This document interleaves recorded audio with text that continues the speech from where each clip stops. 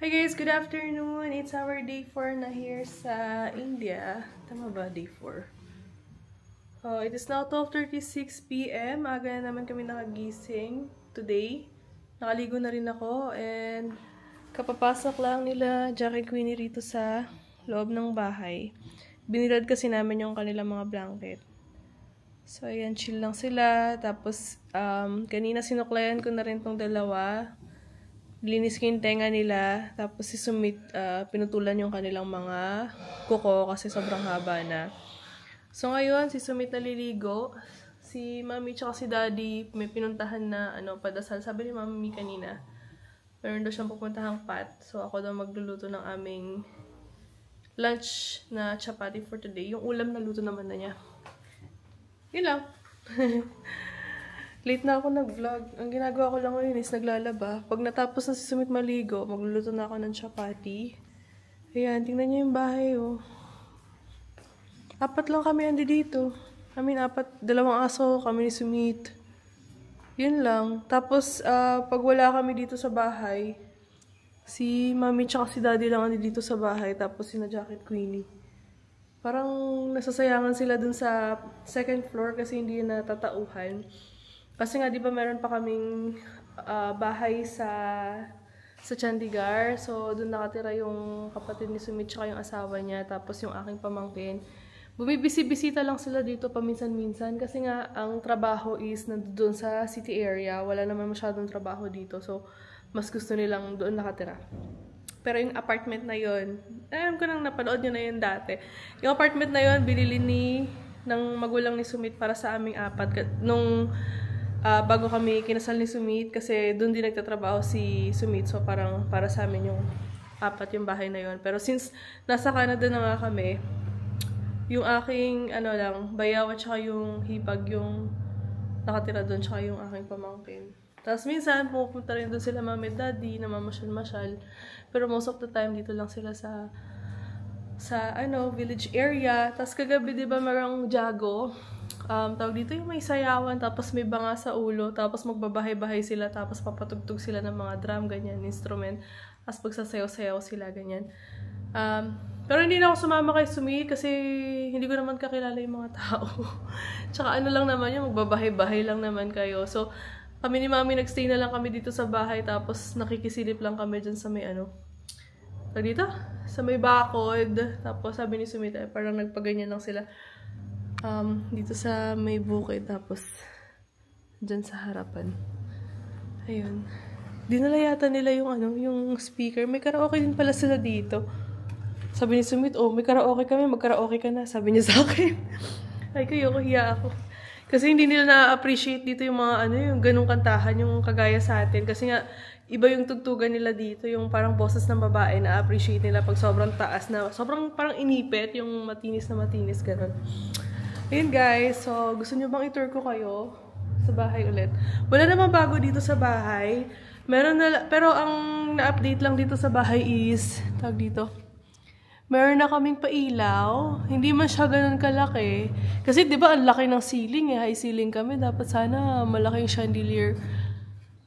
Pero yan, meron na kaming pailaw. Tapos itong abang dito is dapat for electric fan yan na mahaba daw, sabi ni Sumit. Pero hindi pa nalalagyan ng electric fan. Itong bahay na to is parang na siya, 12 years na yata. Tapos update, meron na rin pala kaming wifi. So hindi na namin kailangan... Ha? I'm baliw already. Oy, Jackie. Bakit? I can talk to myself? Why are you barking? Ha? Sobrang tanda na nito ni Jackie. Parang feel namin ni Sumit, meron na lang siyang 2 to 3 more years to live. Ay, bagaligo yan. Kaligo na siya. Si Queenie doon lang. Wala siyang pake. Wala akong pake sa inyo, sabi niya. So, ayun. So, meron na nga kaming wifi. Update sa bahay, finally. Meron na kaming wifi. When did they... Ay, lumabas. A year na since na-install nila yung wifi. Naalala nyo dati kapag nag-upload ako ng video, Kailangan ko pang pumunta dun sa bungad. Diyan sa may bungad. May 1 kilometro din yan. Tapos nakikiconnect ako ng wifi. Doon sa, sa uncle na mabait. Hindi ko alam kung kaano-ano yun nila sumit. Pero meron din kasi silang lupa doon sa katabing bahay, sa bahay nila. Who is he? Is he related to you? The uncle where we always upload our videos? Yeah. Related. Basta hindi ko alam kung anong relation nila. Basta punta kami doon. Alam na nila, pag ando doon kami, makikonnect lang kami ng wifi. Tapos, chika nila si Sumit habang nakikonnect ako ng wifi. Or minsan, nagtatravel kami doon sa bahay ng tita niya, yung kapatid ng mami niya, para lang makikonnect. Mga around 1 hour and 30 minutes yung drive papunta doon. Diba? Ang struggle dati para lang makapag-upload ng video. Tapos, yun lang naman ang na-update dito. Yung ilaw at saka yung wifi. The rest same lang naman. Paluma na yung bahay. Buksan natin yung ilaw. Yung bagong kaka-install na ilaw. Hindi ko bet yung kulay. Makulay kasi siya. Pero kasi dito nga sa kanila sa India, gusto nila yung mga makukulay. Ay! Pwede rin pala siyang puti. Pagka kasi hindi mo siya, puti siya. Tapos bigla siya nag-ibang kulay. Tinitignan ako ni Jackie sa baba. Yes, Jackie! Sabi niya, ang ginagawa mo. Tapos si Queenie rin may chismis. Queenie! Ganyan pala yung kulay. Wait lang, Asan na yung ilaw? Ayan. Wait lang. Kanina puti lang yan eh. Puti siya, no? Tapos bigla mag-iba kulay. Puti eh. Ang tagal naman mag-iba ng kulay. Puti pa rin. Dapat sana mas malaki yan. Mas maganda, no? Tapos, kanina, inutusan ako ni Mami. Sabi niya sa akin, no? Tanggalin mo na yung mga damit na ayaw mo. Sabi niya, ilagay mo sa labas. Tapos yung mga gusto mo pang damit na gagamitin mo sa future, sabi niya, ibalik mo na lang sa loob ng cabinet. So, ginawa ko siya kanina. Ito yung mga feel kong magagamit ko pa. Puro siya, Punjabi suit. Kasi, mga pinatahiyan para sa akin eh. Ay, nakakahiya naman ko. Itatapon ko. Baka makita ni Mami. Sabi niya, binilahan kita. Tapos, ilang beses ko na nagamit. Hindi nga naman kasi ako nagpa-Punjabi suit. So, ito yung mga itatapon. Tapos, si Sumit kanina, may mga binaba siyang mga damit dun sa baba. Sabi niya, may mga damit pa tayo dito na paling gamitin. Sabi niya, pili ka na lang kung anong gagamitin mo. Pero hindi ko pa siya pinilian. Nilagay ko na lang lahat sa cabinet kasi parang tinamad akong magtingin-tingin kanina. Pero gagawin ko siya mamaya. Ayun, kasi hindi kami nagdala masyado ng damit ni Sumit. Kasi papunta dito, tig 10 kg lang kami. Tapos, jacket pa lang, na-accommodate na agad yung parang sakop niya na yung buong luggage, puno na agad. So, ayun, hindi kami nagdala ng damit. Sabi namin, dito na lang kami bibili. Itong suot ko damit ko pa to dati. Sayang, no? Sayang yung second floor. Tambakan na lang. Ayan. Tambakan. Ito kapatid to ni Mami, yung nasa picture. Wala na din yan. Tapos si Lola ni Sumit, yung dating pinupuntahan namin. Kapag pinupuntahan namin, nagbibigay ng pera agad. Tapos sabi niya, bili ka ng KFC. Sabi ganyan sa akin. Bili ka ng anong gusto mong kainin. Tapos, yung hinihingan kami ng gusto daw niya ng apo sa tuhod. Sabi ganyan. Wala na rin siya. So, wala na kami pupuntahan dun sa, anong lugar na ba yun? Mukher na. Parang ganyan yata yun. Wala na kami dodolawin. Meron naman dun yung tita ni Sumit. Meron tita si Sumit dun. Kaso nga lang kasi hindi sila masyadong parang okay. Lagi nagkakaroon ng problema dun sa side nilang yun. Yung asawa nung tawag dito, nung kapatid ng nanay ni Sumit, yung nasa litrato. So, ayun. Gutom na po ang mga... Ay, bakit ganun? Gutom na po sila. Dito tayo sa kusina. Mag-prepare na tayo ng aming chapati. Chapati lang naman kasi si Mami nagluto na yun ng ulam. Iinitin ko na lang yung ulam. Ayun na, naghihintay na siya.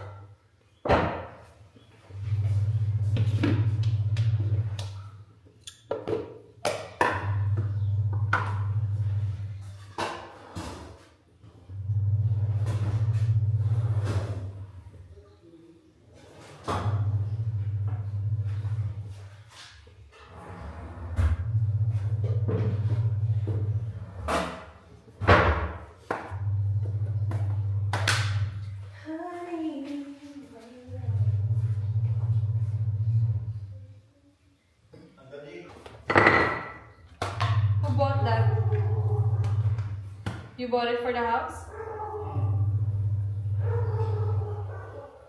I think 2030. Yung washing machine daw, gumagana pa rin.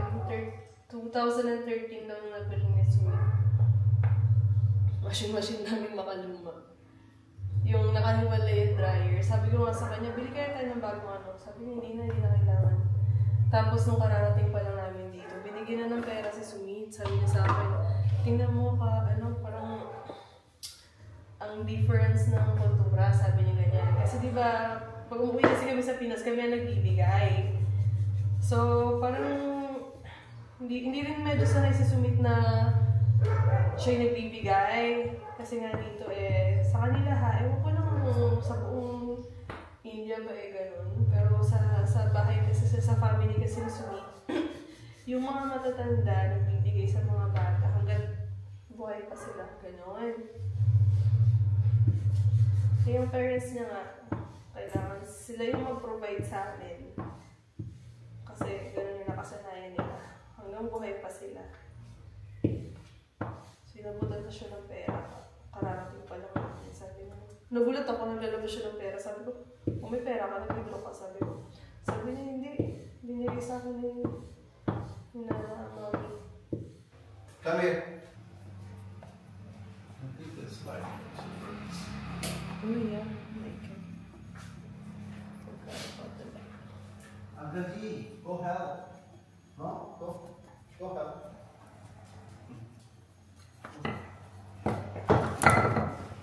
Helping with eating? Go help.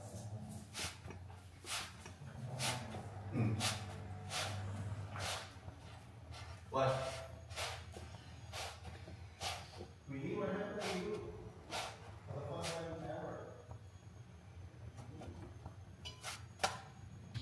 So here's our food na guys. I made the chapati. Di siya ganun kaganda compare sa chapati nila. Ghee. Yummy. Ghee. What is ghee? Purified butter. Yeah. Sarap. Kain tayo. Did you show them the lemon pickle? No. Show it to them. Lemon Wait, pickle. it's gonna spill soon. Okay na. It's good for health. Good for digestion. They have one, right? What's there? Maybe you can give them a little bit of this. Wow. This one is, what do you call this again? Cauliflower, potato, sabji. Plus this is Sabji is ulam. ulam. Yeah. Syrup. I miss this food. And then kakamain mong ganyan, no? O yeah, tapos kakagat ka ng It's chili. not spicy. Some parts are spicy, but not. But it's good. Really good. Sarap. And it's all vegetarian food. There is no meat at all. All healthy food. This is whole wheat flour. Just for like 4 days na staying here, I always tell Sumit, I was telling Sumit like this past few days that I always feel hungry because I feel like their food is too little. Because like when we were in Philippines, like we keep eating rice, and rice is like very heavy and filling. And fats. Yung ano nila, yung parang kanin nila is ganito lang, tapos yung harina na ginamit ko ganito kaliit lang. Imagine mo yun. Tapos puro gulay. Siyempre pag gulay, digest mo na agad yun. So gutom ako lagi. Pero hindi ako kumakain. Umiinom lang ako ng gatas or kape pag nagutom na ako. Kaya feel ko yung chan ko, ang liit-liit na naman.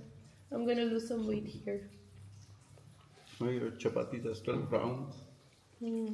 Are you good? Oh, this one is good. You want to try? No thanks. Tangy. Dal. This is lemon. Ang sarap ng dal ni Mami. I like this version of dal. Because she makes it very, how to say, like runny. For me, when I make it, it's thick always.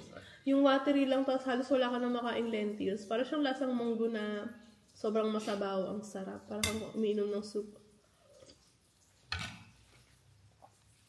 May nangangalabit sa paa ko. And yes, we eat with hands. We use hands. Ay, wash. Spoon and fork. Spoon and fork is impossible. I mean, it's possible, but you won't feel the taste, real taste. Oh, I know Someone is you're calling you. hungry. May nangangalabit sa paa ko. Tapos may umiiyak na rito. Queenie, wait. We're gonna feed you once we're done. You miss this food? Homemade fresh food. Nagluluto. Every time. We cook Indian food in Canada, but of course, like, I'm not that familiar, like, on the way how they cook it, but I try my best. Si Sumit nagluluto rin, but your cooking is still different from how mom makes. I use spices. Heavy yung kanya. Mom, no.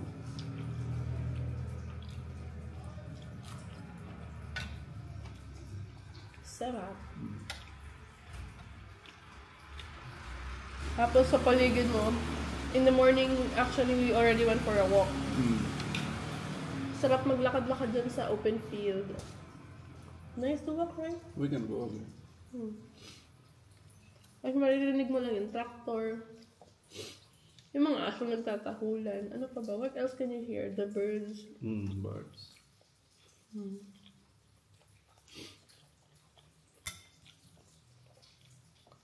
Tapos wala kang paproblemahin. Like, you don't really have to worry too much. Etong whole wheat flour namin, galing lang to sa bukid. Sa bukid nila. Rice, flour, some of the dal, Lentils, mga ganyan. some of the vegetables, homegrown. Gumawa rin tayo si mami ng carrot dessert. What do you call that? It's also nice. Ate likes it, right? Yung carrot na may gatas, ang sarap. What do you call that dish? I forgot. Nung pumunta si ate ko dito, gumawa ng ganyan si mami para sa kanya. May nangangalabit. Wait, we're gonna feed you. He thought you forgot about him.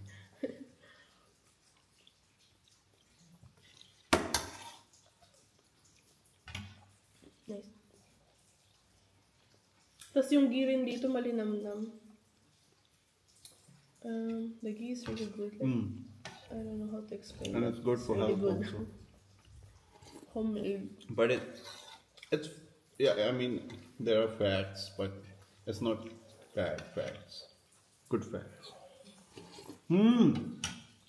I know. At that. I know you guys are hungry. Wait This lang. time it's Jackie, not Queenie. No, Queen is touching my feet.